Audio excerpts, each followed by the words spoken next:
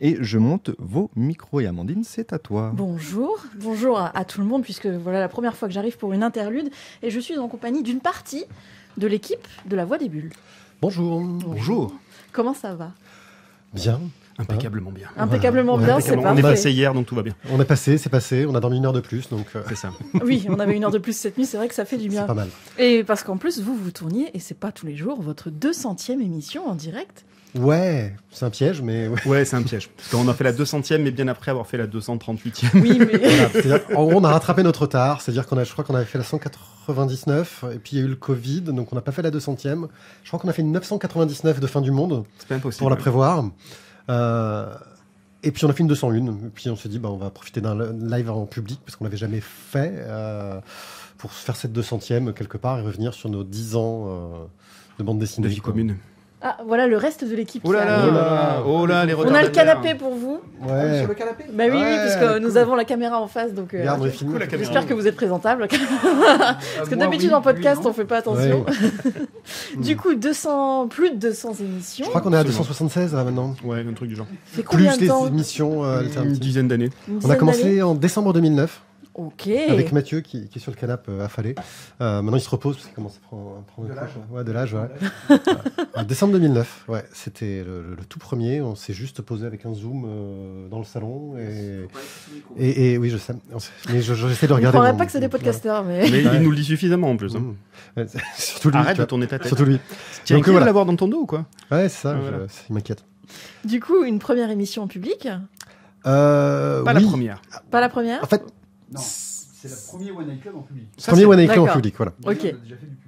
On avait Ok. déjà fait du public, mais c'était plus dans le cadre de conférences, de présentations, de choses.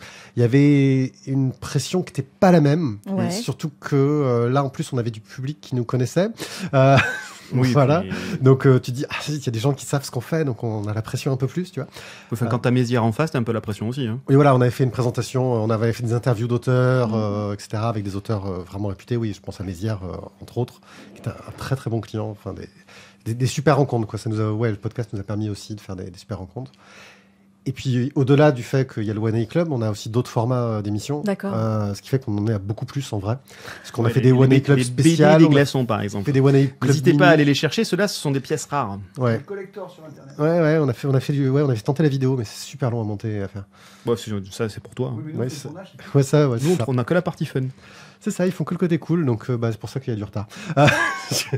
Quelques années de retard sur les 2 derniers qu'on a enregistrés. Je pense que vous avez fait un débrief hier de votre émission. Quels sont les ressentis pour cette émission du One Night Club en public?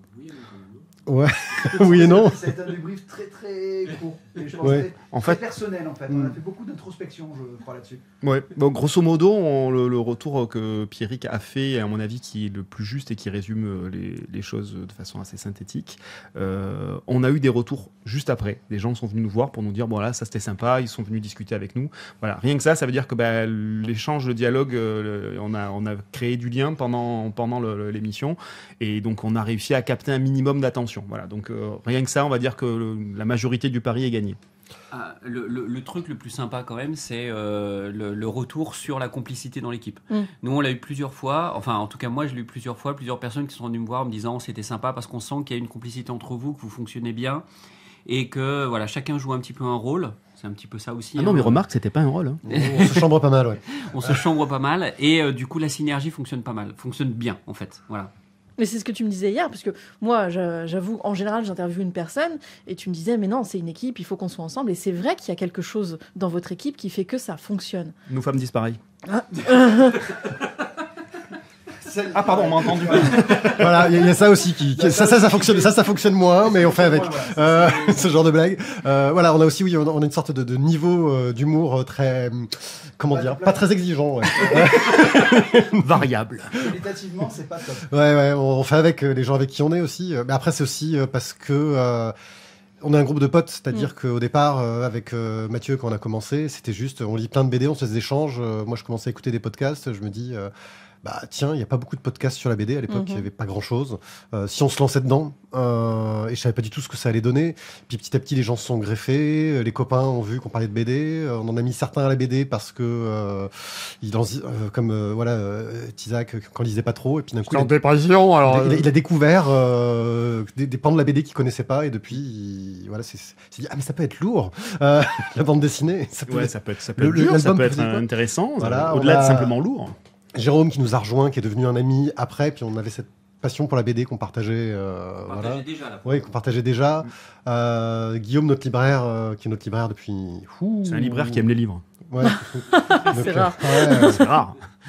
Voilà, et puis aussi plein d'autres gens, parce que c'est vrai qu'au fil des années, on a vu plein de formats différents. À un moment donné, on enregistrait aussi avec des gens à distance. On a eu plein de chroniqueurs qui ont participé, et ça a permis beaucoup de rencontres. Et puis c'est vrai qu'on a ce cercle de potes, quoi. C'est pour ça d'ailleurs qu'on enregistre en présentiel. On est vraiment tous ensemble, et qu'on a essayé le distanciel pendant le Covid, et c'est moins bien en fait. C'est clairement moins bien.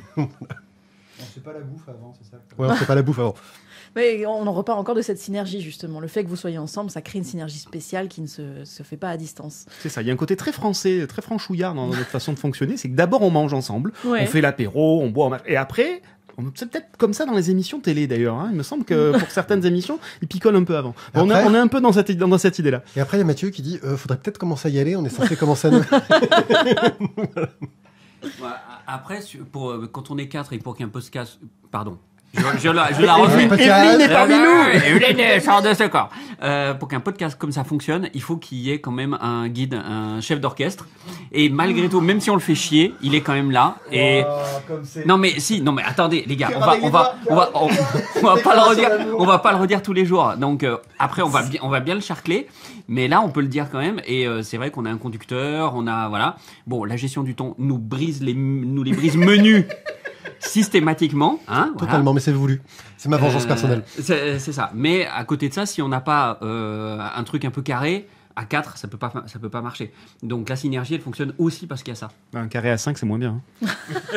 On a fait une émission à plus de 4. On va finir sur ces belles paroles. Merci pour cette petite déclaration d'amour. Et puis un grand merci de vous être prêté au jeu de l'interview aujourd'hui. Merci à vous. Merci. Bonne Avec fin de plaisir. festival. Ouais, oui, avec absolument. plaisir. On va encore en profiter.